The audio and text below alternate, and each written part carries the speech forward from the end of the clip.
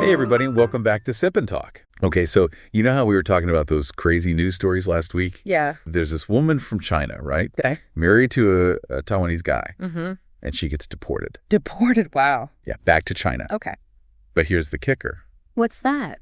She's saying going back is like being thrown into a bottomless abyss. A bottomless abyss? I know, right? That's intense. Super dramatic. So what happened? Well, apparently she's been super vocal about supporting unification, like full on.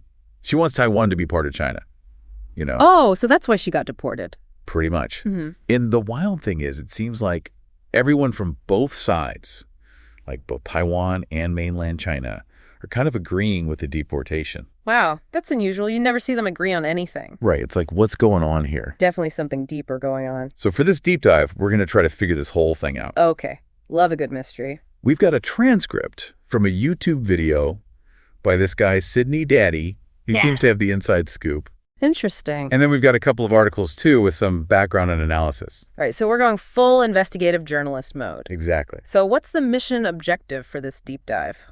Okay, so first we got to figure out what this whole bottomless abyss thing actually means. Yeah, that's definitely a loaded phrase. Right, then we need to understand what Taiwan's government actually did and why they did it. Mm-hmm. And there's this weird connection to Code Pink that we need to unravel, too. Code Pink, the activist group. Yep, that's the one. This is gonna be juicy. Buckle up, because this is about to get deep. Let's dive in. All right, so let's start with this bottomless abyss business. Okay, so why don't you lay it on me? What do you think this means?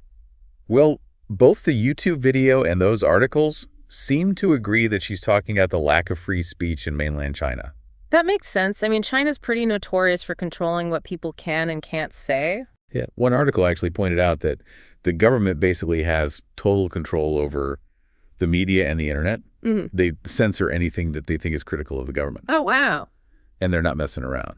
What do you mean? So in 2024, there were all these reports about people getting in trouble for posting stuff on social media that the government deemed sensitive. Oh, wow. So it's like Big Brother's watching you all the time. Yeah, and the consequences are real, like actual punishments. That's scary. It really makes you think about that whole bottomless abyss idea. It's like a place where your voice just disappears. And you know what's interesting? What's that? The YouTuber mentioned that some Chinese people online actually joke about being from the abyss. Oh, yeah, I saw that too. It's like they've accepted it, but they're still making light of it in this dark humor kind of way. And it connects directly to what happened when the woman actually got to China. Oh, what? The YouTuber said that anyone trying to live stream her arrival got shut down almost immediately. Really? Yeah, and then some people in black masks showed up and took her away. That sounds suspicious. The YouTuber thinks it was probably the China's Taiwan Affairs Office. You know, trying to control the narrative. Exactly. Like they don't want anyone to know what's really going on. It's like they're trying to keep it all hidden in this bottomless abyss. Right. And the YouTuber made this really interesting point about the difference between what happened in Taiwan and what happened in China. Yeah, what was that? So he said that in Taiwan, there was all this debate about her case. People were arguing about whether she should have been deported or not. Oh, yeah. I remember that there were protests and stuff. Exactly. Like it was a really public and lively discussion. But then as soon as she landed in China, everything went silent. Like someone flipped a switch. Which I guess kind of makes sense if China's all about controlling the narrative. Right. They want to make sure everyone's hearing the same story, or at least the story they want them to hear. And this whole thing with the Xipri press conference is even more fishy. So the YouTuber noticed that the version of the video that's available in China is only like 50 minutes long. Okay. But the full event was over 2.5 hours. Oh, wow. So they cut out a lot. And guess what they conveniently left out? What? The part where a reporter asked specifically about this deported spouse case. Oh, come on. That's so blatant. Right? Like they're not even trying to hide it anymore. And the YouTuber pointed out something else that I thought was really interesting. Yeah, what's that? He said that the Heathen's response to this whole thing was incredibly soft. Yeah, I read that too. Like, he said it was way more toned down than how they usually react to anything related to Taiwan independence. Like they usually go all out with the condemnations and threats. Exactly. But this time, it was almost like they were trying to downplay the whole thing. Maybe they didn't want to draw more attention to this whole bottomless abyss thing. Yeah, maybe they were worried about making China look bad. I mean, who wants to be known as the bottomless abyss country? No one, right? It's not exactly a good tourism slogan. No, not at all. It's like Imagine going on vacation to a place where you can't say anything you want. Yeah, that would be a nightmare. Like, what's the point of even going if you can't share your experiences? Exactly. You'd feel so stifled. All right, so we talked about China's response.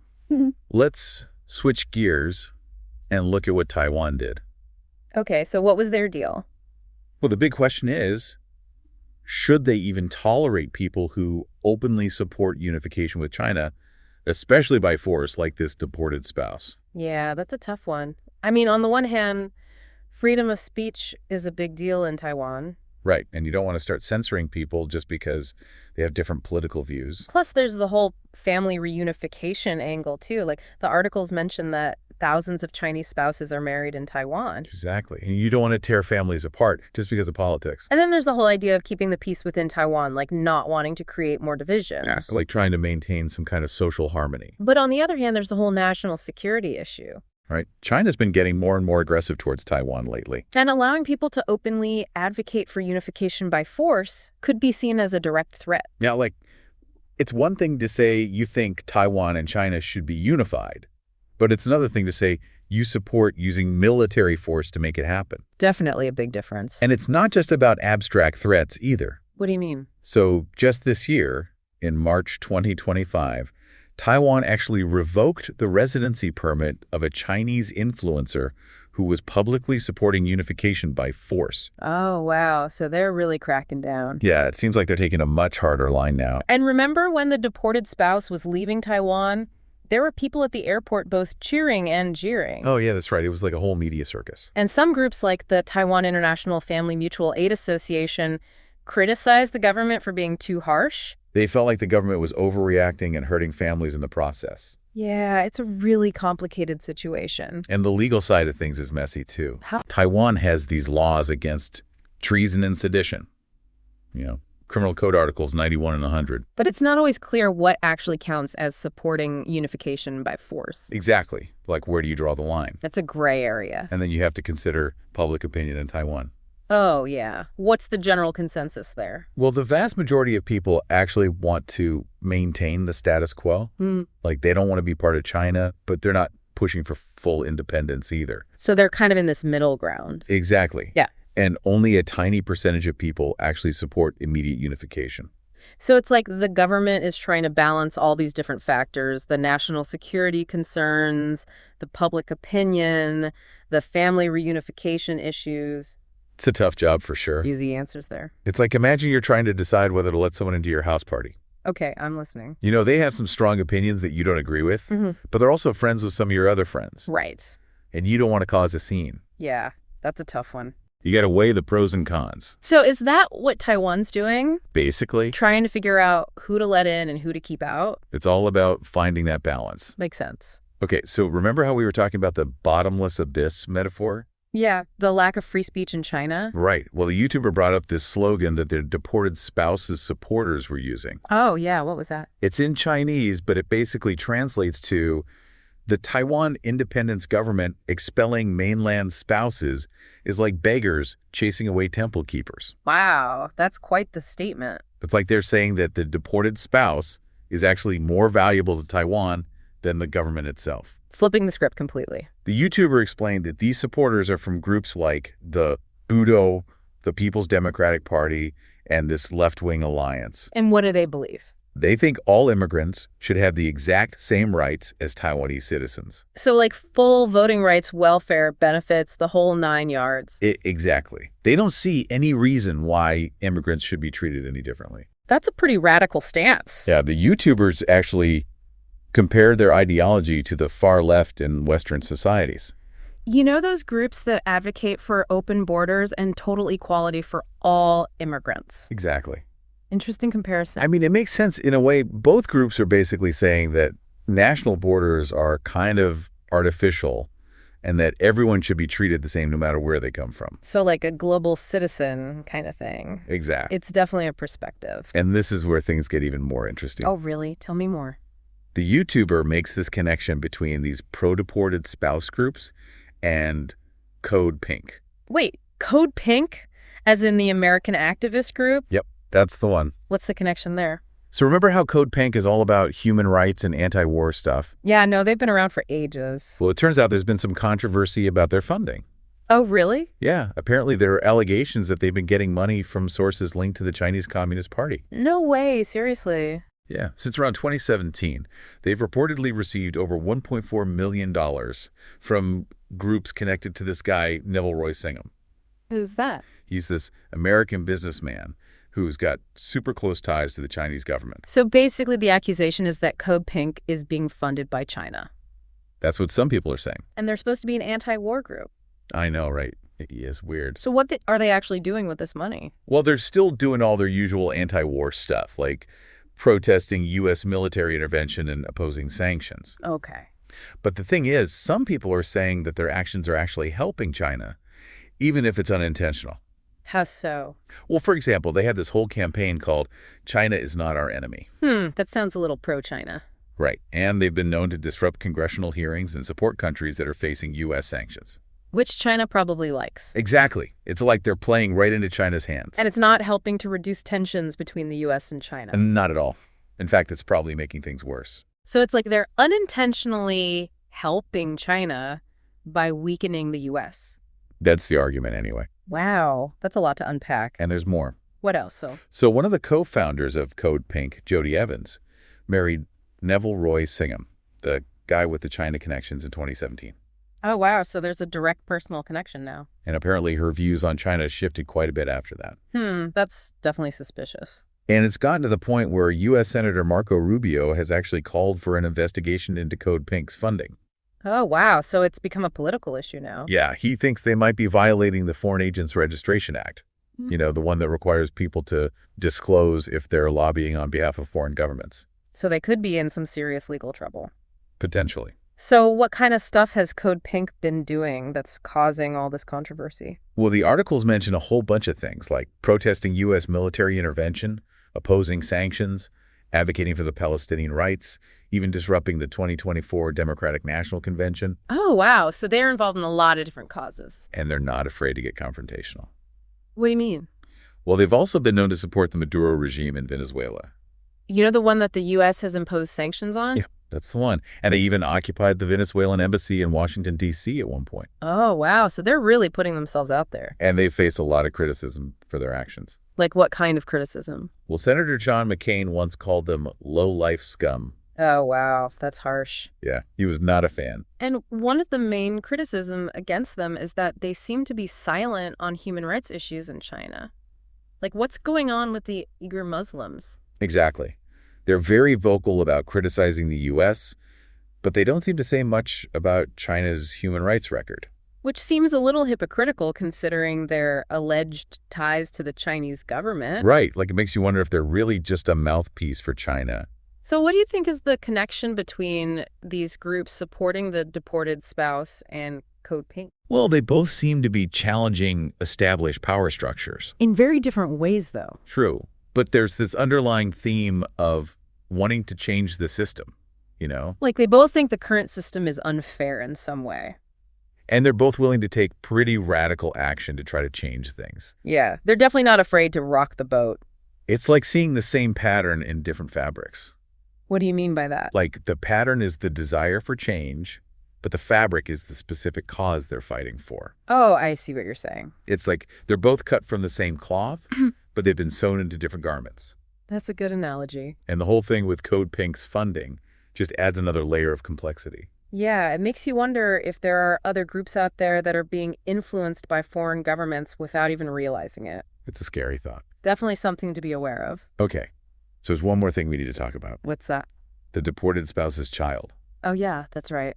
The YouTuber brought up some really disturbing stuff about how the mother has been using her kid for propaganda. Oh, no, that's awful. And he's worried that the child has been indoctrinated. What makes him think that? Well, he gave a couple of examples. Okay, what were they? So in one video, the child was being bullied at school for being Chinese. Oh, poor kid. Yeah, and the mother's reaction was to be proud that the child fought back with insults. Oh, wow, that's not a good response. And she even captioned the video as something like, "It's right to scold the right person."